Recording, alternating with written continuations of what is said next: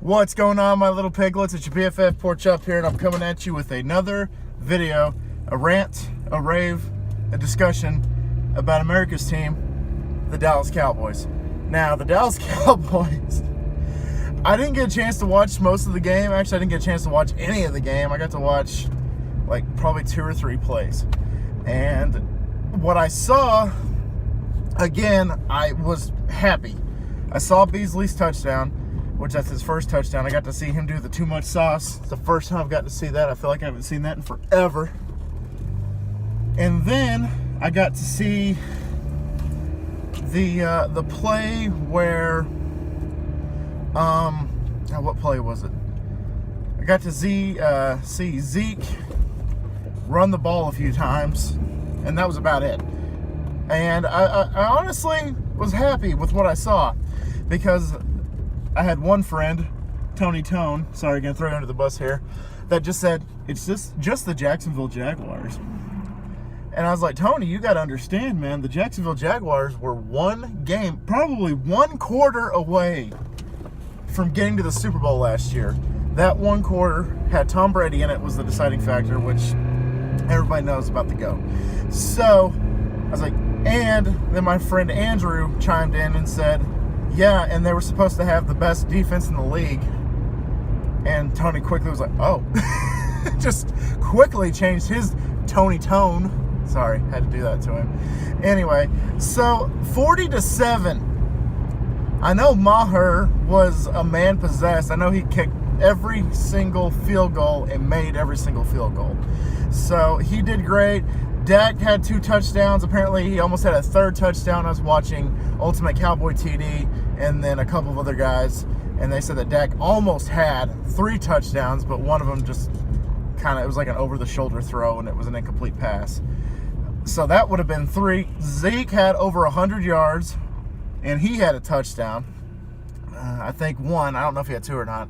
So all in all, and then our defense only gave up 7 points. Our defense got their 2nd interception of the season, and I think we sacked Bortles a handful of times. I got to go back and read the stats before Chris and I do our pick'em, which stay tuned for that. That will be up Thursday night.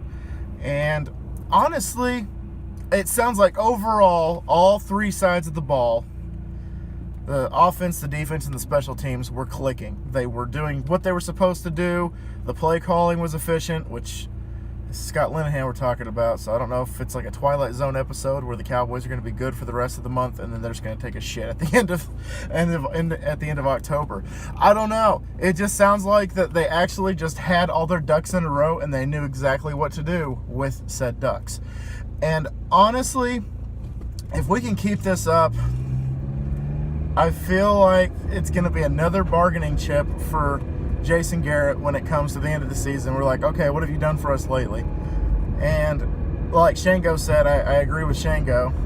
It's going to be like, well, I beat Jacksonville, who's supposed to have like the best defense in the league, and we put up 40 points against them.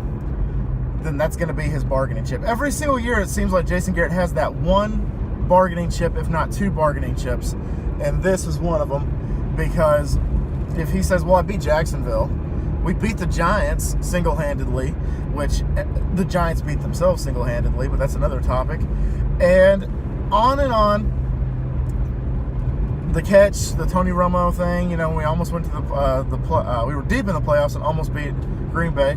Seriously thought we were going to go to the Super Bowl that year, but the catch, oh God. It just seems like that he has something to prove, and this might be that game where he's like, well, I did this, so you can't fire me. That seems like a discussion, a topic every single year for Jason Garrett. And while the Cowboys look great and amazing, Jason Garrett always seems to find a way to keep his job. And Shango brought up another point. I'm just copying what Shango said. The hunt for not only a new head coach, but for those of y'all that want to crucify Dak Prescott and burn him at the stakes.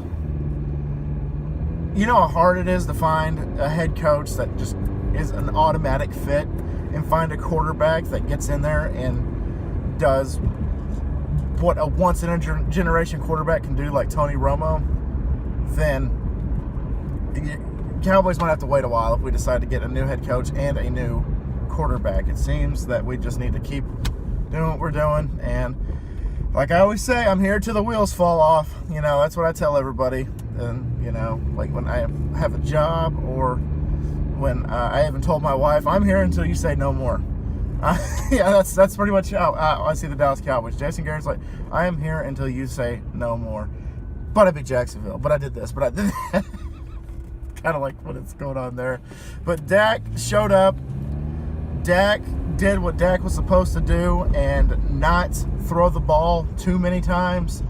Dak needs a more college-friendly offense, which is what I think this is it for him, the college-friendly offense that we're doing. As long as Zeke runs the ball more than Dak throws, we have a high chance of winning. And that is the new norm, I guess. The original norm was we can't win a game without Sean Lee. Well, Sean Lee hasn't been on the field for the last few weeks, and we've actually won. He's been out. This was his third week, so we're 2-1 when Sean Lee's been out these 3 weeks. So potentially that could be another superstition that we can just throw away. Be like, oh, well, we can win without Sean Lee. So until Dak proves to me that if he can throw more than Zeke runs, then that's another superstition I think can be thrown out the window. So until that happens, I'm just going to say, keep feeding Zeke. That's what you brought him here to do. That's why you drafted him so high. That's why we're probably going to pay him the freaking king's ransom when it comes to his contract expiring and us renewing his contract. And I don't know, maybe we need to pay Dak, not $100 million or anything like that, but maybe we need to pay Dak. I don't know. We should take like Tom Brady's contract and be like, here's what we're going to do. Here's what we're going to pay you. Because Tom Brady takes pay cuts almost every single year, it seems, just so that the Patriots can get good players and make sure that the team is taken care of and not just the one out of the 53 men on the roster. So maybe Dak can have a little bit of mercy and we can be like, okay, you had a fantastic rookie year. Your sophomore year sucked. So far, your third year is a little shaky, so maybe we can just like give you like middle of the road, maybe a little bit higher up money, not the highest paying quarterback in the league, you know, because Odell Beckham is getting paid. He's the highest paying wide receiver in the league, and you see what he's doing. All he's doing is getting into fights with the field equipment again. Last year it was the kicking net. This year it was a space heater. So...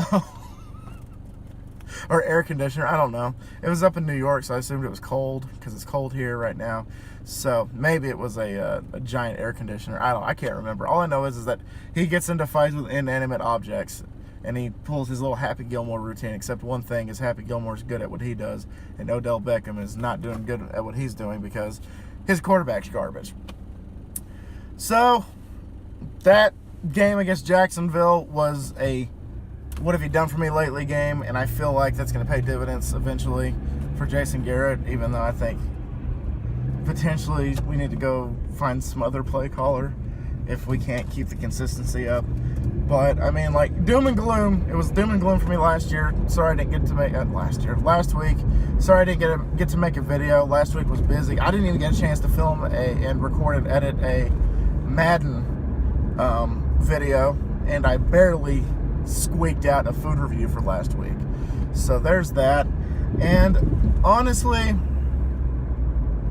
I'm just praying that we can beat the Redskins, because if we beat the Redskins, this will be a divisional game where we're actually going to take first place of the division, because the Redskins are currently winning the division and we're in second place right now. So if we can do that, if we can beat Washington, then all bets are off, and once again we will have another team to win the division and not win it 2 years in a row like people projected the Eagles were going to do. But anyway, guys, I'm here at work, just showed up, gonna go make some pizzas, make the folks happy, and going to go home and do it all over again tomorrow. So, guys, thank you all so much once again for dropping by. What do you think the score is going to be of the Dallas Cowboys and Washington Redskins game? Leave it down below. Who you got tonight for the Monday Night Football game? Let me know down below. Keep posted. Turn on that bell notification if you're subscribed already to become notified every single time I upload a video, whether it be a food review, Chris and I's pick 'em, or the rant, the rave, the discussion about the Dallas Cowboys. And if you guys can please subscribe if you haven't already. I would greatly appreciate it. So, all right, guys, thank you so much once again for dropping by. And always remember, my little piglets calling pork chop loves y'all the mostest. Y'all take it easy, guys, and I will see y'all next time. Bye, guys. How about them Cowboys?